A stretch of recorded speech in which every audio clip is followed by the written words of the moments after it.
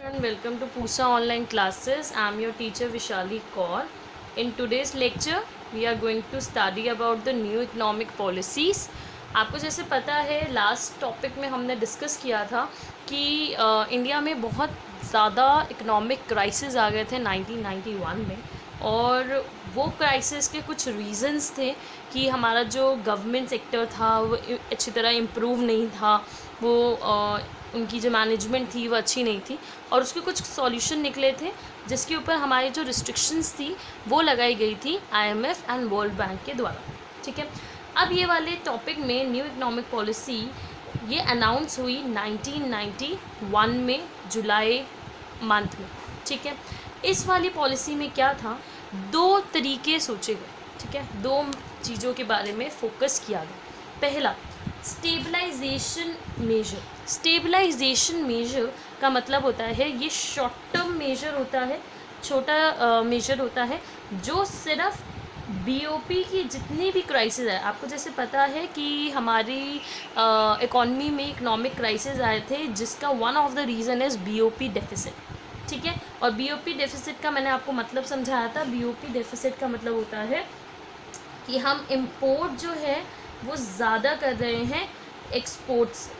ठीक है, जिसकी वजह से हमारे पास एक रिज़ल्ट आता है डेफिसिट इन BOP। ठीक है, तो उसको करेक्ट करने के लिए stabilising measures, short term measures को एक्सेप्ट किया गया।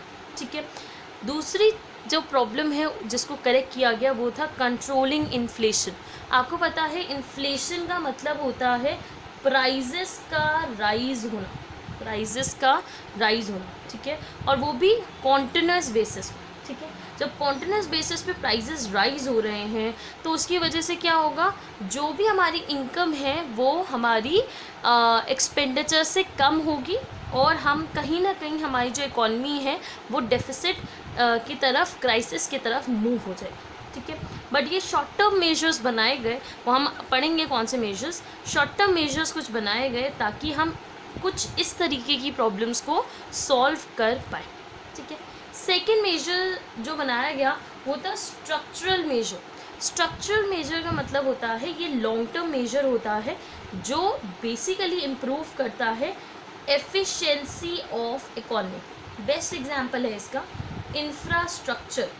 इंफ्रास्ट्रक्चर क्या होता है, इंफ्रास्ट्रक्चर में हमारे आते हैं रोड्स, रेलवे, हमारे ब्रिजेस। ठीक है, जो हमारी इकॉनमी के पावर बूस्टर्स होते हैं। ठीक है, अगर ये जिस इकॉनमी में अच्छे होंगे तो वहाँ पे लोग आना चाहेंगे, वहाँ पे इन्वेस्ट करना चाहेंगे।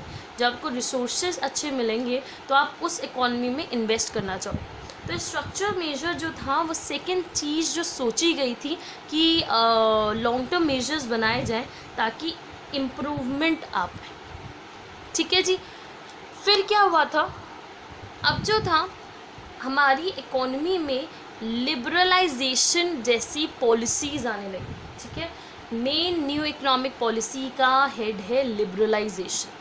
ठीक है, तो लिबरलाइजेशन का क्या मतलब होता है, लिबरलाइजेशन, लिबरल होने का मतलब होता है आज़ाद होना। ठीक है, लिबरल होने का मतलब होता है आपका आज़ाद होना, इंडिपेंडेंट हो जाना। ठीक है, तो लिबरलाइजेशन में हुआ क्या था, जितनी भी रिस्ट्रिक्शन प्राइवेट सेक्टर के ऊपर लगाई जा रही थी उन सारी रिस्ट्रिक्शंस को हटा दिया गया था। ठीक है, चाहे उनकी एंट्री पे रिस्ट्रिक्शन हो, उनकी ग्रोथ पे रिस्ट्रिक्शन हो, उन सारी रिस्ट्रिक्शन को रिमूव कर दिया गया था लिबरलाइजेशन में। ठीक है, फिर क्या देखा गया, जो गवर्नमेंट का कंट्रोल था, गवर्नमेंट का जो कंट्रोल इकॉनमी पे जितना था उसको डीरेगुलेट और रिडक्शन कर देना। डीरेगुलेट मतलब अब उसको सिर्फ गवर्नमेंट के हाथ में ना रखना, अब उसको क्या कर देना, अब उसको डिवाइड कर देना। ठीक है, कुछ गवर्नमेंट का हिस्सा और कुछ प्राइवेट का हिस्सा, इस तरीके से डिवीज़न कर देना। ठीक है, और इकॉनमी को काफ़ी हद तक कॉम्पिटिटिव बना देना। आपको पता है कि अभी तक हमारी जो इकॉनमी थी 1991 से पहले तक वो क्लोज्ड इकॉनमी फॉर्म में थी, जिसके ऊपर इकॉनमी में गवर्नमेंट का कंट्रोल सबसे ज़्यादा था और बाहर की कोई भी कंपनी का इकॉनमी में एंटर ईज़िली नहीं कर पा रही थी, ठीक है। तो उसकी वजह से बहुत ज़्यादा प्रॉब्लम फेस करनी पड़ रही थी क्योंकि इनकम अर्न नहीं हो रही थी।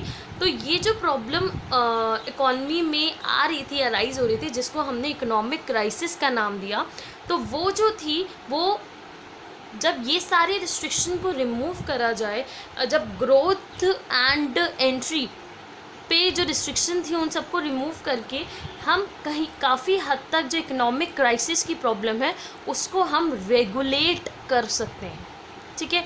इसलिए लिबरलाइजेशन का कॉन्सेप्ट आया, ठीक है। लेकिन लिबरलाइजेशन सिर्फ ये नहीं है कि आपको एक सेक्टर में आया, लिबरलाइजेशन बहुत सारे सेक्टर्स में गवर्नमेंट ने इंट्रोड्यूस किया और जो ये इंट्रोडक्शन था उसकी वजह से हर एक सेक्टर, हर एक एरिया, हर एक डिपार्टमेंट काफ़ी हद तक इम्प्रूव होता गया, ठीक है। आई होप आपको ये लेक्चर समझ आया होगा। काफ़ी हद तक आपके जो डाउट्स हैं, 1 मार्कर के क्वेश्चंस हैं, आपके यहाँ पे समझ आए होंगे, ठीक है। तो अगर आपको ये वीडियो अच्छी लगी तो प्लीज़ लाइक, एंड अगर कोई भी डाउट होगा तो please let me know on my WhatsApp number. Thank you very much.